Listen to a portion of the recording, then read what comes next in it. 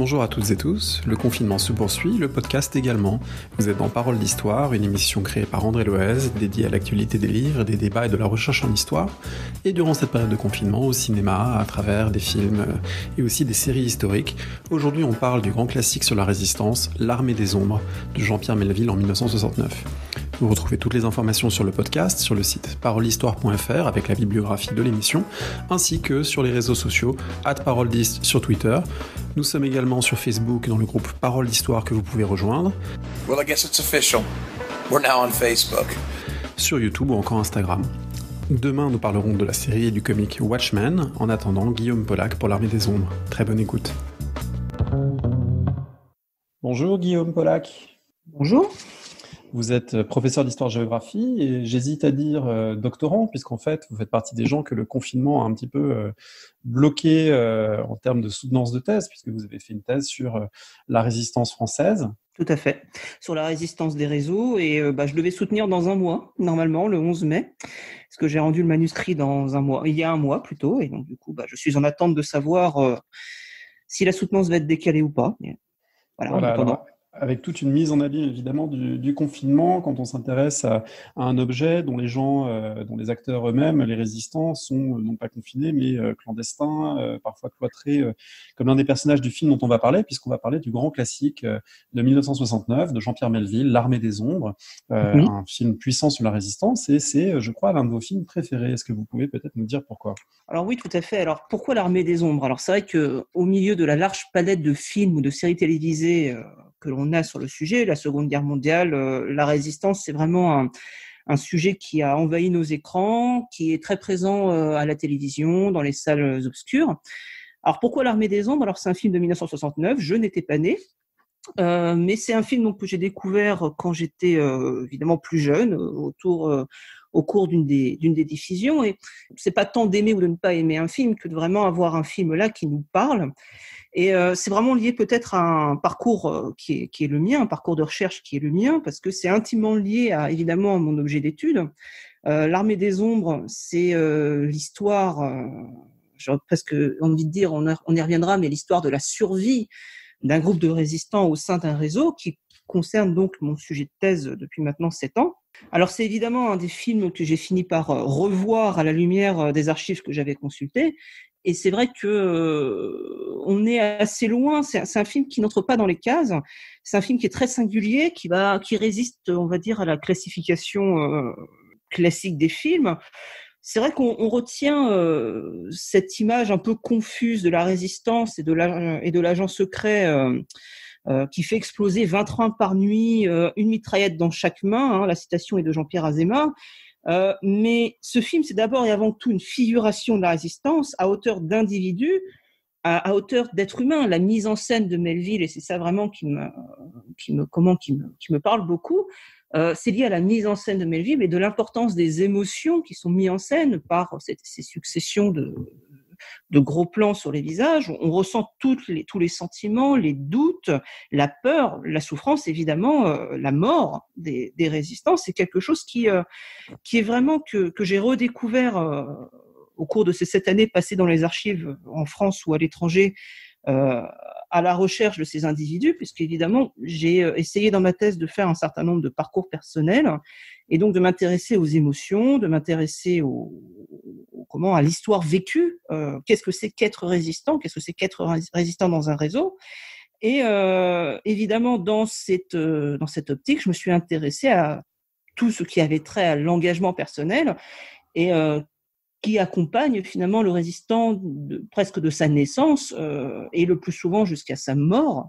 Quand je dis le résistant, c'est évidemment aussi la résistante, jusqu'à sa mort dans des circonstances non seulement dramatiques, mais extrêmement violentes. Vous le dites, le film met en scène ses émotions, avec aussi beaucoup de retenue, puisque ce sont beaucoup de non-dits, il y a beaucoup d'ellipses dans le scénario, il y a un rythme très particulier, donc c'est une mise en scène de l'émotion, mais avec en même temps une distance extraordinairement forte qui donne son ton très singulier également au film.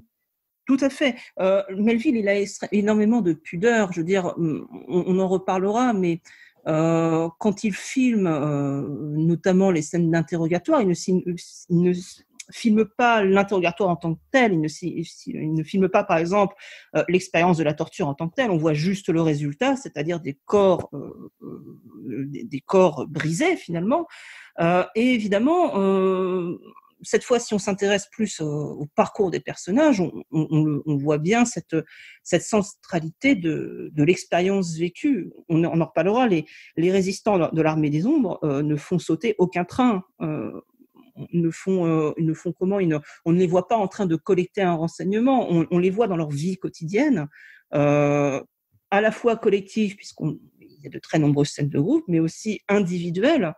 Quand on voit, par exemple, alors on y reviendra sans doute, mais Gerbier enfermé dans sa maison après avoir été libéré, les voix off qui nous font partager les réflexions, qui nous font partager les pensées de ces individus, c'est vraiment quelque chose qui, à mon avis, dénote un petit peu d'un certain nombre de films que l'on peut voir où, effectivement, l'accent est mis parfois sur les scènes d'action, sur une espèce de mise en scène vraiment paroxysmique de l'expérience résistance. Là, elle est vraiment très intime et vraiment extrêmement pudique, je trouve.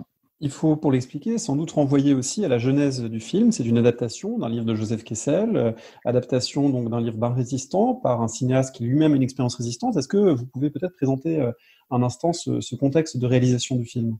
Oui, bien sûr. Alors, comme vous l'avez rappelé, c'est l'adaptation d'un livre, c'est L'Armée des Ombres, donc qui est un livre de Joseph Kessel, qui est publié en 1943. Alors, Joseph Kessel, pendant la Deuxième Guerre mondiale, c'est un correspondant de guerre. Il est en France après la défaite. Il va s'engager dans une organisation qui est connue sous le nom de CART, qu'il a rejoint d'ailleurs avec son camarade Maurice Druon. Ensuite, il a rejoint Londres. En mai 1943, il va participer à la composition du Chant des partisans, qui est l'hymne entre guillemets, parce qu'évidemment les résistants ne défilent pas dans les rues en chantant un hymne pendant la Deuxième Guerre mondiale. Et la même année, il publie L'Armée des Ombres. Alors, L'Armée des Ombres, je me permets de rappeler comment il le présente dans sa préface. Il n'y a pas de propagande dans ce livre, il n'y a pas de fiction, aucun détail n'y a été forcé et aucun n'y est inventé. On ne trouvera assemblé ici sans après et parfois même au hasard que des faits authentiques, éprouvés, contrôlés et pour ainsi dire quotidiens, des faits courants de la vie française. De tous les ouvrages que j'ai pu écrire au cours d'une vie déjà longue, il n'en est pas un qui m'ait demandé autant de peine que celui-là et aucun qui ne m'a laissé aussi mécontent, je voulais tant dire et j'ai dit si peu. C'est ainsi qu'il le présente. Donc, Kessel, pour composer son livre, évidemment, s'est inspiré de témoignages d'agents qu'il a vus passer à Londres, avec qui il s'est entretenu. Des années plus tard, donc en 1969, Melville, alors ce n'est pas son premier film sur la résistance, mais Melville va s'emparer de l'œuvre. Alors, Melville va suivre la chronologie du livre, opérer des soustractions qu'il remplace par un certain nombre de souvenirs personnels à lui. Donc Melville, juste un petit rappel peut-être, son vrai nom c'est Jean-Pierre Gombach. Il est né en 1917 dans une famille juive alsacienne. Dans la résistance, c'est dans la résistance qu'il prend le pseudonyme de Melville. C'est pas le seul à garder d'ailleurs son pseudonyme après la guerre. Donc lui, il a choisi celui de Melville en hommage à l'auteur de Moby Dick. Son action résistante, elle est mal renseignée. Alors j'ai envie de dire que c'est pas, ça ne veut rien dire sur le caractère vrai ou non. Ça ne fait pas débat. Il est évidemment très difficile parfois de retracer les itinéraires personnels. Lui-même se décrit comme un sous-agent du BCRA, donc c'est le Bureau central de renseignement et d'action, les services secrets de la France libre.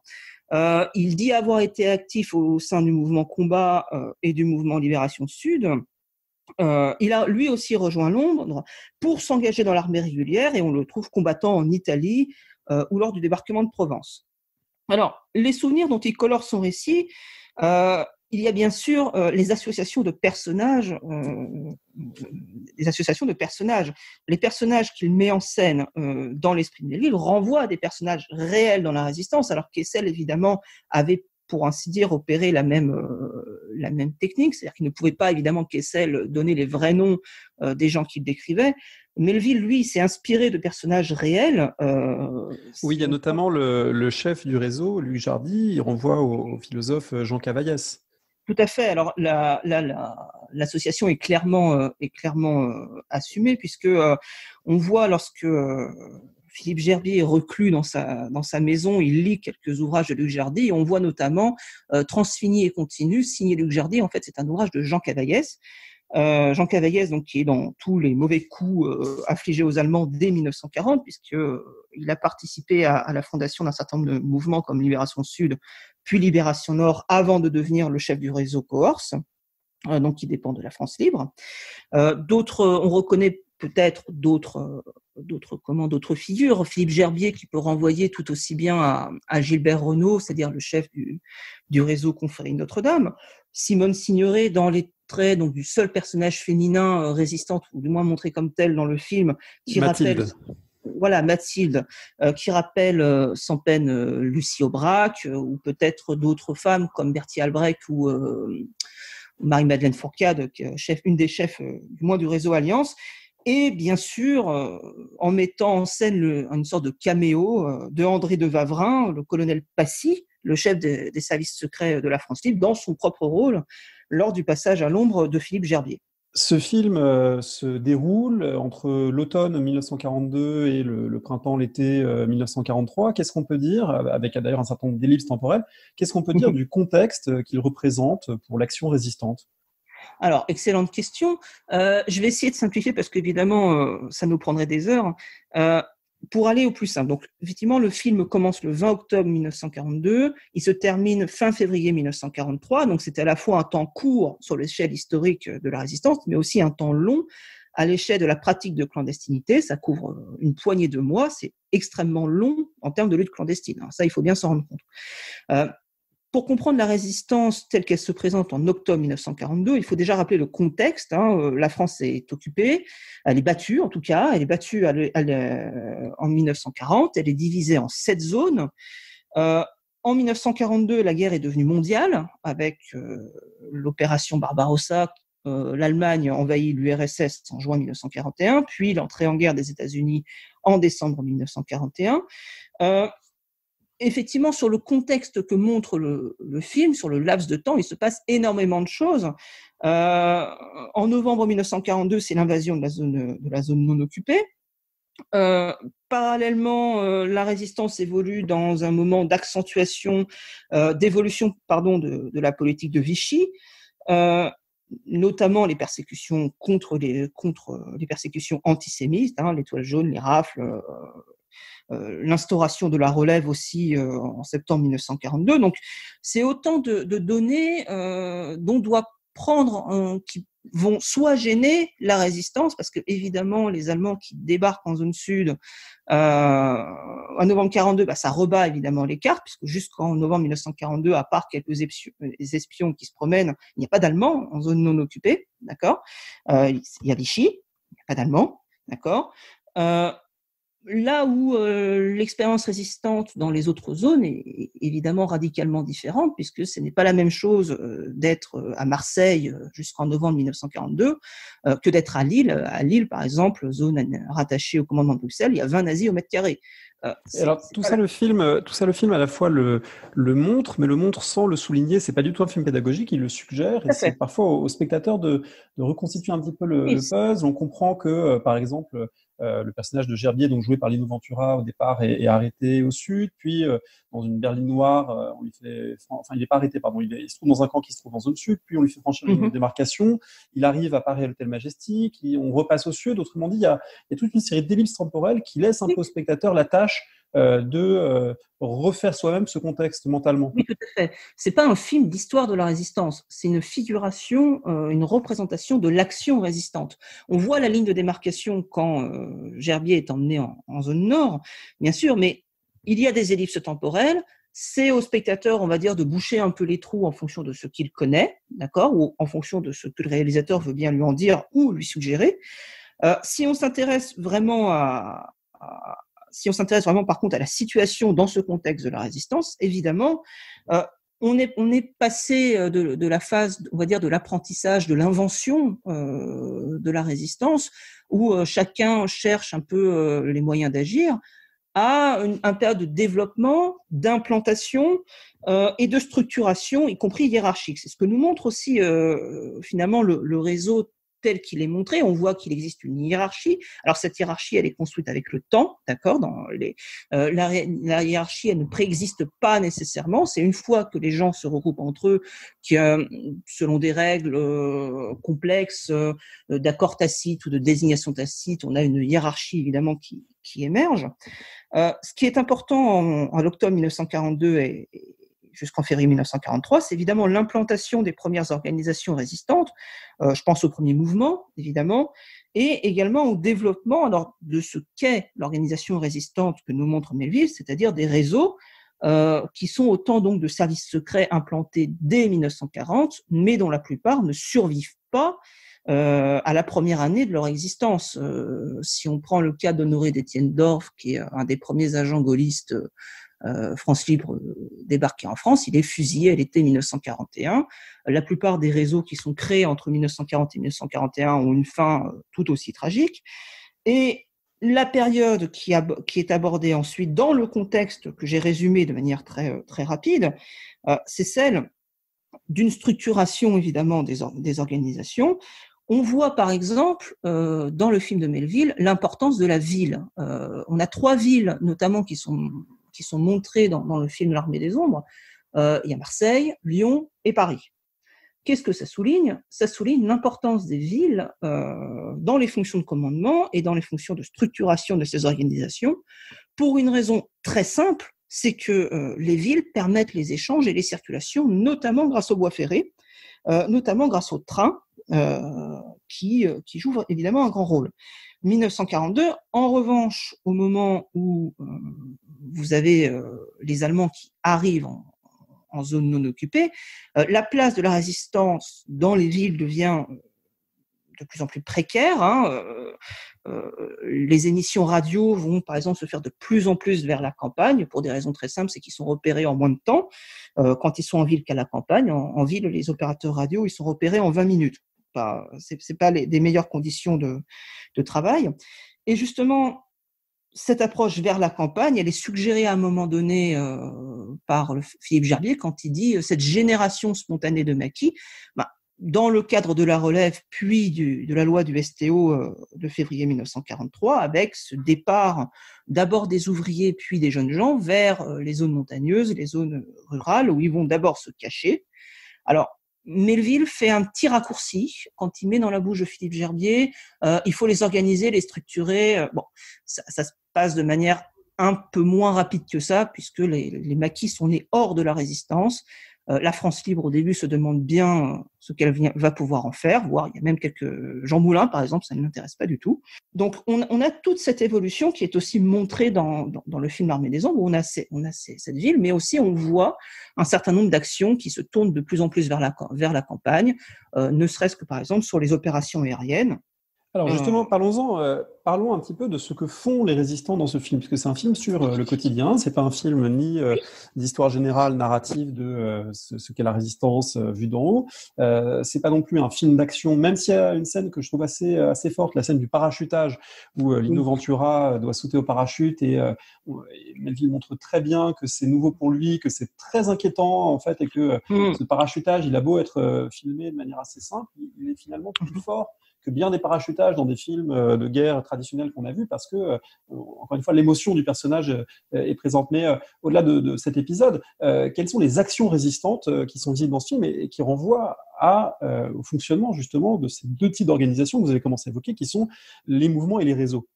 C'est vrai qu'on est surpris de prime abord, on s'attend pas sur un film à la résistance à voir si peu finalement d'actes de résistance tels que du moins on se les imagine.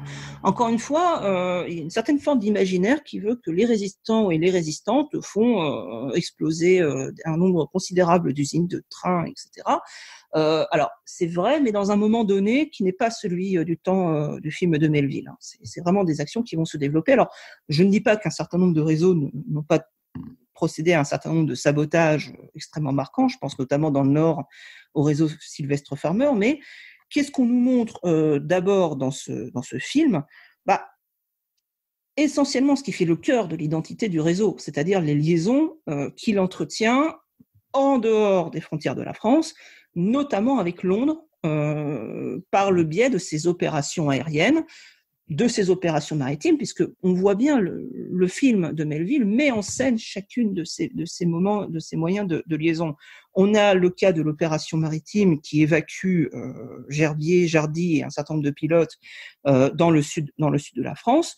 Peut-être qu'il faut insister sur ce point de l'évacuation, puisque ça fait partie des tâches vraiment fondamentales d'un certain nombre de réseaux de résistance, de faire quitter le territoire de plus en plus quadrillé, surveillé par les forces répressives allemandes et de Vichy, de faire quitter le territoire à des gens qui sont recherchés, et en particulier des pilotes alliés abattus au-dessus de la France, qui ont réussi à sauter en parachute et à qui on doit faire le pays. Dans le film, on montre aussi des Canadiens rescapés du débarquement désastreux de Dieppe en 1943, qu'on cherche à faire évader, à faire passer à Gibraltar par un sous-marin.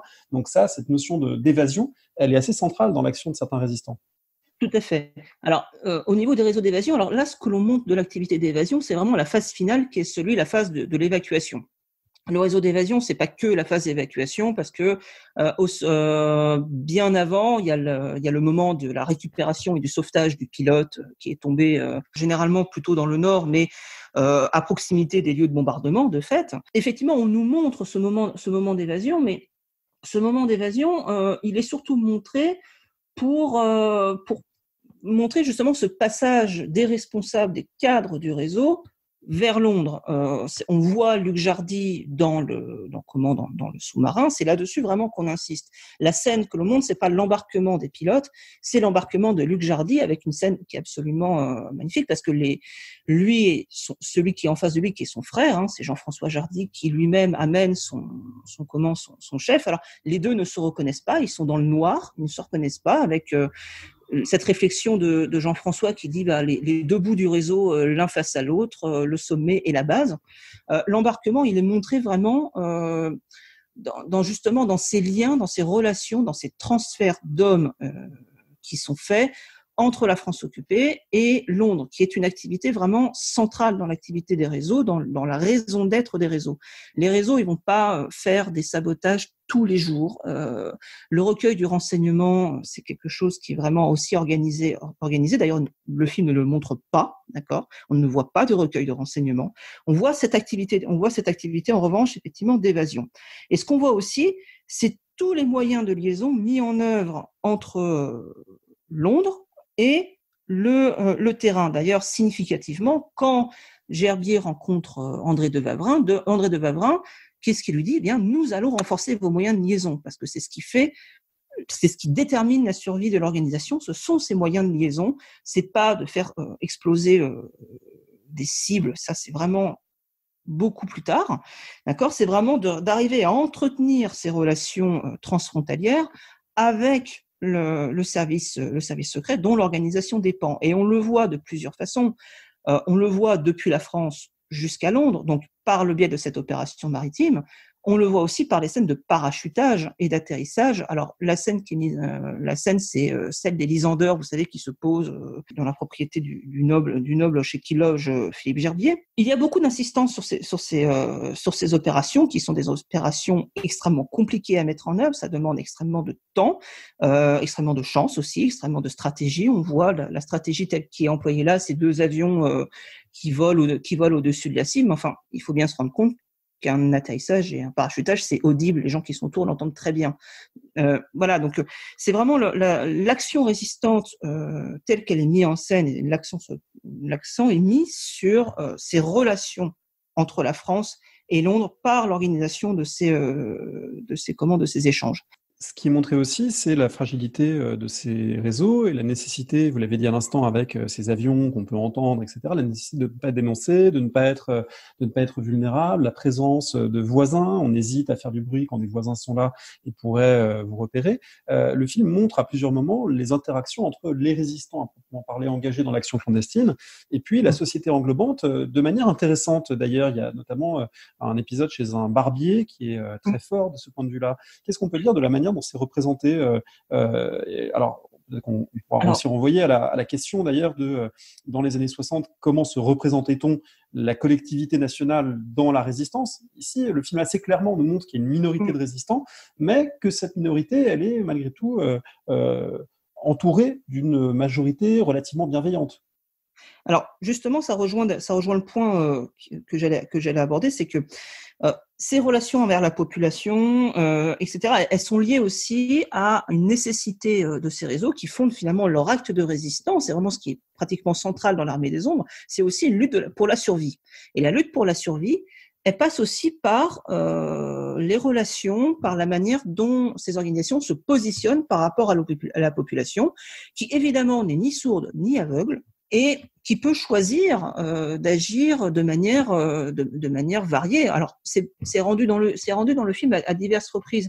Il y a effectivement cette scène du barbier sur laquelle on va revenir, mais par exemple lorsqu'au début du film vous avez Félix et Philippe Gerbier qui emmènent le traître dans les rues de Marseille avant de l'exécuter, ils croisent un certain nombre de personnes qui s'arrêtent, qui les regardent et qui passent leur chemin.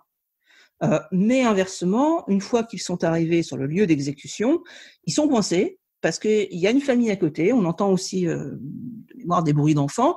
On ne peut pas exécuter quelqu'un de cette façon. On ne peut pas. Il faut que ça reste discret, ce qui fait qu'on choisit d'étrangler le traître et non pas de lui tirer un coup de feu, avec une remarque d'ailleurs assez intéressante sur le fait que les Anglais ne fournissent pas assez d'armes, ne fournissent pas de silencieux et qu'ils en sont réduits à employer un autre moyen. Alors, du point de vue de la relation avec la population, c'est la scène du barbier qui est évidemment une des plus révélatrices, une des plus fortes.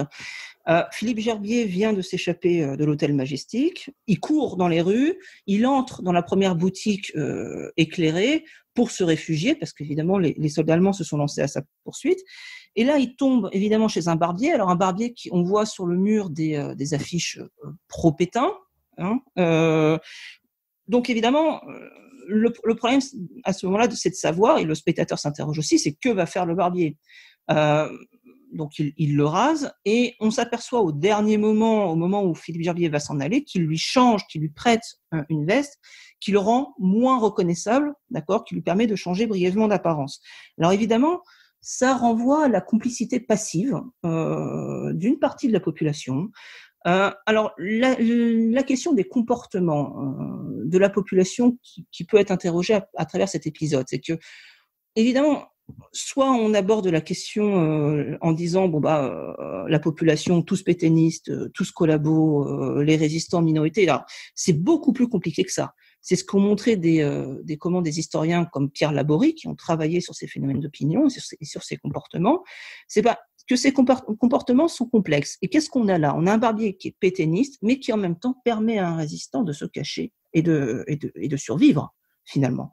La résistance, structurellement, ne peut être que minoritaire. J'aime pas beaucoup le terme minoritaire parce qu'on croirait qu'il y a des chiffres, on croirait qu'il y a des pourcentages. Ça ne se compte pas comme ça, la résistance.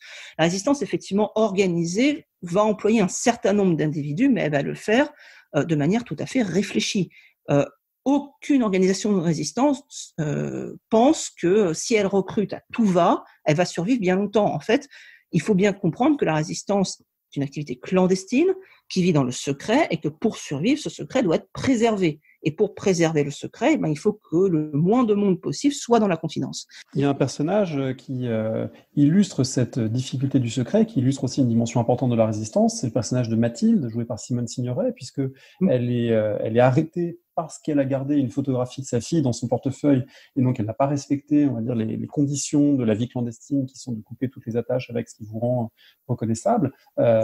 Mais c'est ce qui rend son destin tragique. Et en même temps, c'est une femme qui s'est révélée très efficace comme membre d'un réseau de résistance. Alors, que peut-on dire sur le rôle, sur ce personnage féminin dans le film? Alors, deux choses tout d'abord. Sur ce que vous dites par rapport à la vie clandestine de Mathilde, effectivement, Mathilde, on apprend qu'elle est mariée, qu'elle a une fille et que sa famille n'est pas au courant. Inversement, c'est le fait que les Allemands trouvent la photographie de sa fille qui correspond au point de rupture et qui emmène Mathilde à devoir choisir entre trahir ses amis ou voir sa fille partir dans une maison de passe en Pologne. Alors, évidemment, le personnage de Mathilde est très intéressant parce que cette résistance féminine, elle a été très peu étudiée jusqu'au début des années 90, qu'on avait effectivement cette image d'une résistance, la résistance des hommes, une affaire des hommes. En fait, l'étude des organisations montre que les femmes, évidemment, sont présentes dans la plupart des activités, et y compris dans les activités de commandement. Alors, Mathilde, effectivement, elle est décrite par Philippe Gerbier dans des termes extrêmement justes, d'accord. On voit qu'elle commande l'organisation, mais elle commande l'organisation sur un temps donné, c'est-à-dire au moment où Philippe Gerbier est à Londres et au moment où celui-ci est emprisonné. Le reste du temps, d'ailleurs, c'est ce que lui dit Philippe Gerbier lors d'une discussion qu'ils ont avant l'arrestation de Philippe Gerbier. Il lui dit, mais Philippe Gerbier lui dit, si je pars, il n'y a personne pour me remplacer. Il dit ça à Mathilde devant. Donc, le commandement de Mathilde est envisagé uniquement, on va dire, en termes de parenthèse. Et c'est assez révélateur d'une tendance historiographique de l'époque qui a tendance aussi à minimiser le rôle des femmes, y compris dans les fonctions de commandement. Alors, après la résistance, effectivement, de Mathilde, c'est une résistance qui est autonome par rapport à son mari, elle le dit, son mari n'est pas dans la confidence. C'est une résistance également qui se fait sur le terrain. Mathilde n'ira jamais à Londres. Mathilde n'est pas évacuée vers Londres. C'est une résistance également qui s'achève de manière extrêmement tragique. Qu'est-ce que ça montre aussi? Ça veut dire que les Allemands n'hésitent pas à exercer leur répression sur des personnages féminins, sur des résistantes, pardon, et qu'inversement, l'exécution de Mathilde, elle est justifiée pour l'organisation de manière à dire, soit on la tue, soit on tombe tous. Et donc, il faut la tuer. Redisons-le, parce que tout le monde n'a pas ou pas encore vu le film. Mathilde est tuée par les résistants eux-mêmes pour faire en sorte qu'elle ne risque pas de parler. De la même manière que un petit peu plus tôt, c'est pas tout à fait la même chose, mais c'est quand même cette même préoccupation du retournement, du traître, de la personne qui peut mettre en danger l'organisation. Il y a un traître qui est tué. Finalement, paradoxalement dans le film, deux des actes les plus violents commis par les résistants sont contre d'autres résistants ou des gens qui ont trahi ou risqueraient de trahir la résistance. Tout à fait. Et ça, c'est quand même assez... la première scène qu'on voit, ce qu'on voit, c'est effectivement des résistants qui se tuent entre eux. Alors, ça interroge évidemment la question de la pratique de la violence au sein de la résistance. Alors, la violence n'est pas une valeur de la résistance, mais maintenant, elle est à la fois subie, mais la résistance est aussi donnée. Les résistants tuent dans l'armée des ombres. Ils tuent le traître. Philippe Gerbier tue un Allemand à l'hôtel Majestic et le groupe tue Mathilde. Chacune de ces trois mises à mort, en fait, obéit évidemment à des logiques différentes. Dans le cas du traître, il y a le châtiment envers celui qui a trahi, mais il y a aussi le fait que la résistance ne peut pas conserver de prisonniers et que pour assurer, on va dire, la survie de l'organisation, on doit le tuer. Alors, les résistants ne sont pas des tueurs. D'ailleurs, on voit toute la difficulté qu'il y a au moment de l'exécution du traître pour le groupe à se dire, mais qu'est-ce qu'on est en train de faire? Ce sont pas des tueurs nés. Mettre à mort, finalement, ça devient plutôt un impératif qui est lié à la structure, et on voit qu'ils en sortent profondément marqués de cet épisode. L'exécution de Mathilde, alors elle clôt le film avec d'ailleurs une bande musicale qui est absolument qui est là pour montrer l'angoisse, la tension, évidemment qui est inhérente. Et la scène telle qu'elle est filmée, on voit tout le paradoxe qui est en train de se produire. Luc Jardy, qui n'est pas un tueur, qui est le chef du réseau, mais qui n'est pas un tueur, se retrouve donc dans cette voiture de tueur. Melville fait cette alternance de plans rapprochés sur chacun des visages des protagonistes pour qu'on puisse saisir leur regard, pour qu'on puisse saisir leurs émotions du moment. Et l'exécution de Mathilde en elle-même, eh bien, ça montre qu'effectivement la violence pratiquée par la résistance, elle est réelle, mais obéit à une logique de préservation de l'intégrité de l'organisation. Il n'y a pas de fondement moral derrière. Il y a pas la morale en temps de guerre n'est pas celle d'une morale en temps de paix. La résistance est peut-être effectivement une morale en action, pour citer Laurent Douzou, mais ce n'est pas une morale de paix. La morale d'un temps de paix n'a pas cours. La résistance, c'est la guerre. C'est une guerre clandestine. Les résistants tombent, les résistants meurent, et les résistants, parfois, donnent la mort pour se protéger eux-mêmes. Pour se protéger d'une répression qui est montrée dans toutes ses réalités, une répression allemande, mais aussi une répression française, puisque aussi bien au début qu'au milieu du film, on a à plusieurs reprises un camp d'internement français, des autorités françaises qui fouillent, qui arrêtent, qui fouillent les valises à la sortie des gares ou dans les métros. Et ça, c'est une dimension qui n'est pas du tout éludée dans le film. On a longtemps dit qu'il y avait une amnésie sur finalement sur Vichy et disons la nature intrinsèque de Vichy dans la mémoire collective française. C'est pas tout à fait ce que montre ce film qui, d'une certaine manière, met presque sur le même plan Vichy et les Allemands du point de vue de la traque des résistants. Oui, alors c'est vrai que c'est un film de 1969, on y reviendra, c'est un moment où le rôle de Vichy et le rôle de la résistance est de plus en plus questionné. Et comme vous le dites, on a dans l'Armée des Ombres presque l'ensemble du kaléidoscope de l'appareil répressif français et allemand. La gestion des personnages dans la scène d'ouverture, je pense aux deux policiers, on voit la gêne d'un des policiers qui regarde les menottes qui sont autour des poignets de Philippe Gerbier, et on voit évidemment une certaine forme de gêne. On voit aussi ce camp d'internement alors il y a plusieurs types de camps dans la France, dans la France de Vichy et en France occupée. Là, dans le camp, alors il y a des zooms qui sont faits, des gros plans qui sont faits sur le drapeau français, on le voit très bien. Le camp est décrit par Philippe Gerbier, donc il y a des Juifs. Alors des Juifs, on est en octobre 42, après les grandes rafles, donc évidemment, ça fait écho à un certain nombre de choses. On a beaucoup d'étrangers, des Espagnols, des Tchèques, des Polonais, et ainsi de suite, et quelques résistants. Donc, ça montre effectivement cette répression menée par Vichy, une répression qui va en se radicalisant plus on avance dans le temps, d'accord, puisque en octobre 1942 et aussi après l'invasion de la zone sud par les Allemands, évidemment, la traque des résistants va se radicaliser. On a la création de la milice un peu plus tard. D'ailleurs, on les voit à un moment donné, les miliciens dans un café, d'accord. Donc, évidemment, aucun de ces aspects-là n'est éludé.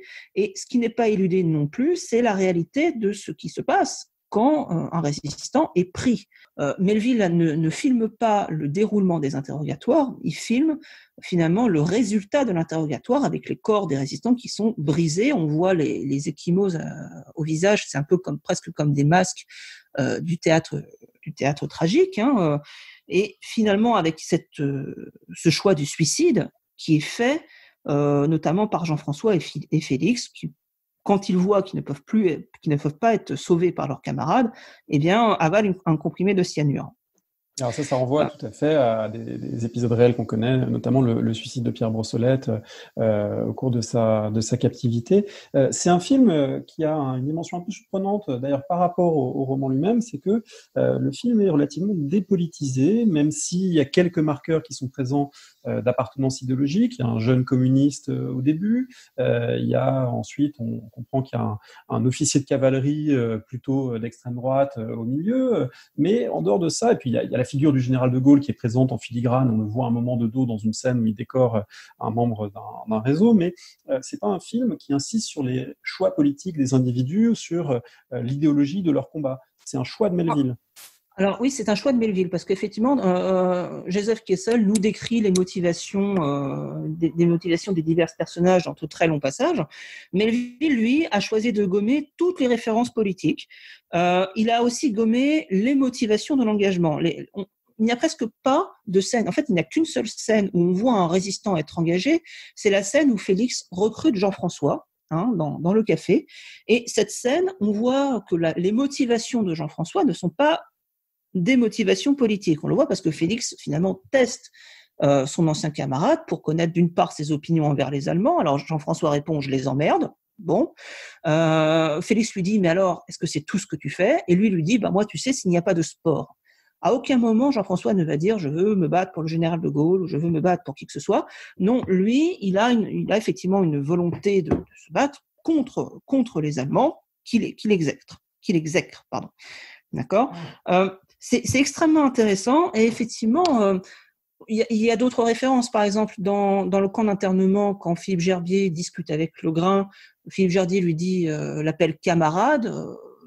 Le jeune communiste se retourne vers lui en disant « mais vous êtes communiste ?» Il lui dit « non, mais ça ne m'empêche pas d'avoir des camarades ». Alors, effectivement, ça renvoie à une réalité qui est que dans ces organisations, on trouve finalement assez peu on trouve tout le kaléidoscope politique de l'avant-guerre, de l'extrême droite aux communistes. Melville, c'est vrai, on va en reparler, a été accusé d'avoir fait un film gaulliste.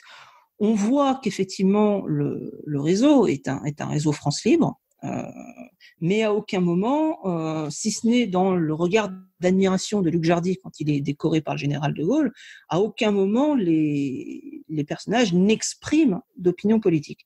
C'est extrêmement intéressant comme lecture de la résistance. C'est d'ailleurs assez parlant quand on observe les parcours individuels. Si je peux également me permettre de le dire, c'est que les motivations politiques, effectivement, disparaissent, mais aussi, finalement, le sens qui est donné aux engagements. À la fin du film, les résistants, on apprend qu'ils sont tous morts. Le dernier mort, c'est Philippe Gerbier qui choisit de ne pas courir, comme il est dit, donc en février 1944, mais la France n'est pas montrée libérée. Le dernier plan du film, c'est la voiture qui se dirige vers l'Arc de Triomphe et qui doit changer de voie parce que un Allemand leur fait signe de changer de voie, donc ils s'écartent de l'Arc de Triomphe. Et ça fait écho à la première scène du film où on voit qui aurait dû être la dernière d'ailleurs, mais où on voit les Allemands parader sur les Champs-Élysées, mais à la fin du film, la France reste sous la loi nazie. Et plus important encore, on connaît le chant des partisans, ami si tu tombes, un ami sort de l'ombre à ta place, mais là, il n'y a pas de successeur potentiel qui est mis à l'écran. Les résistants tombent, meurent, sont exécutés, mais personne n'est montré comme prêt à reprendre le flambeau et prêt à reprendre le combat derrière eux. Et donc, non seulement Melville a gommé ses références politiques, il a gommé ses motivations, il a, d'une certaine façon, évacué les motivations et le sens des engagements, mais en plus, il a mis au cœur de ce film, et ce qui vraiment se voit dans la fin, on ne voit pas le général de Gaulle défiler sur les Champs-Élysées, on voit des Allemands qui défilent sur les Champs-Élysées. C'est un film qui interroge un peu sur ce qui fonde vraiment l'activité des réseaux, c'est-à-dire leur destruction continuelle. La plupart des réseaux qui sont nés en 1940, la plupart de leurs agents sont soit morts, soit déportés en 1944. Les organisations qui sont en place en 1944, c'est des organisations qui ont été recréées sur les cendres d'autres organisations. Je parle des réseaux, hein, d'accord. Et ça, c'est vraiment une lecture extrêmement aussi intéressante et qui, évidemment, interroge le spectateur. Dans la plupart des films sur la résistance, ça se finit bien, pour ainsi dire. Ça se finit par la victoire, ou ça se finit par... Là, c'est pas le cas. Là, le film se finit mal, d'accord, et on a cette France qui, à la fin, reste sous la loi nazie. C'est assez inédit. Quelle était la réception de ce film en 1969? Pour finir, vous avez fait un petit peu allusion en disant qu'on lui avait reproché d'être un film gaulliste. À distance, c'est pas ce qui frappe le plus, on l'a dit. Comment le film a été accueilli? On est effectivement à la toute fin du pouvoir gaulliste et donc d'une forme d'ampleur donnée à la geste résistante par De Gaulle, par Malraux et dans cette décennie 1960. C'est quelque chose qui, en même temps, commence un petit peu à se fissurer. De quelle façon le film est accueilli à sa sortie? Alors, ça dépend par qui, parce que, par exemple, le Nouvel Observateur va parler de miracle melvillien, mais il est vrai que le film, il sort dans le contexte politique de l'après-1968, dans un contexte où le geste résistant devient, on va dire, objet de doute et réinterrogé, tout comme le rôle de Vichy. Il va être considéré comme un produit gaulliste, un produit de l'art gaulliste. De Gaulle vient de quitter le pays, le pouvoir, quand le film sort, notamment une critique assez dure des cahiers du cinéma qui dit, voilà, oui, c'est un film gaulliste, un film de l'art gaulliste, et c'est ce qui est reproché au film de Melville. Alors, il faut savoir que cela va dissuader un certain nombre de programmateurs à l'étranger, notamment les programmateurs américains, qui sont chargés de distribuer les films aux États-Unis, mais il ne sort aux États-Unis qu'en 2006, ce film. Il est d'ailleurs sacré meilleur film de l'année par les critiques d'un certain nombre de journaux, mais on voit effectivement, c'est un film qui est clairement remis en question parce qu'on lui reproche une sorte de nostalgie gaulliste, d'oublier que la résistance, ça a mobilisé un certain nombre d'acteurs qui n'étaient pas des gaullistes. Hein. On a de tout dans la résistance, on a des étrangers dans la résistance, on a des Anglais, des Américains. En 1942, les États-Unis ont implanté leur premier réseau en France. Hein. Donc, c'est vrai que ce film a été vraiment critiqué sur ce point. Maintenant, quand on prend de la distance, cette fois en 2020, on s'aperçoit que c'est un film qui est devenu extrêmement populaire. C'est un film qui est salué. Alors c'est vrai que, je le dis de temps en temps, je radote un petit peu dessus en disant que c'est un des meilleurs films que j'ai vus. Je suis pas le seul à le penser. On lit ses remarques. Donc on voit bien que ce film, la réception de film, c'est aussi l'objet d'une époque. 1969. Le film, on sort des années de Gaulle, le film est critiqué comme étant trop gaulliste. À distance, le film est beaucoup mieux reçu, comme en témoignent ses rediffusions. D'ailleurs, la prochaine, ce lundi soir, sauf erreur de ma part, qui attira, comme à l'accoutumée, énormément de téléspectateurs, je l'imagine. Merci Guillaume Pollack pour ces éclairages. Est-ce que pour terminer, vous auriez 1 ou 2 conseils de lecture pour ceux et celles qui voudraient prolonger notre discussion ? Alors c'est vrai que là, on a fait qu'effleurer, pour ainsi dire, le sujet. Alors, au niveau de l'étude des représentations de la résistance au cinéma ou dans les séries télé, on pourra évidemment citer les travaux en cours de Marjolaine Boutet qui s'est exprimée à ce micro il y a quelques jours. Au niveau des lectures, on a l'ouvrage de Sylvie Lindbergh, Les écrans de l'ombre, d'accord, sur l'étude du cinéma et de la Seconde Guerre mondiale. Et enfin, moi, un livre notamment avec Vincent Guignot qui a fait un article sur l'armée des ombres en 2000 dans XXe siècle, et Christian Delage, donc l'historien et le film, qui viennent s'ajouter aux nombreuses références qui ont déjà été citées à votre micro avant moi. Merci beaucoup Guillaume Pollack et bonne suite de confinement et bon courage pour cette soutenance qu'on espère la plus prompte et réussie possible. Merci beaucoup André.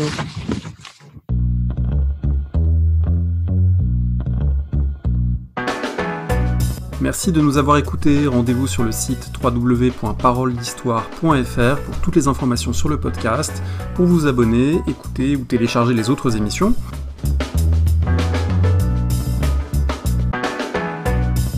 La discussion se poursuit aussi en ligne, notamment sur Twitter. Vous pouvez poser des questions @paroledist et à bientôt pour un prochain épisode.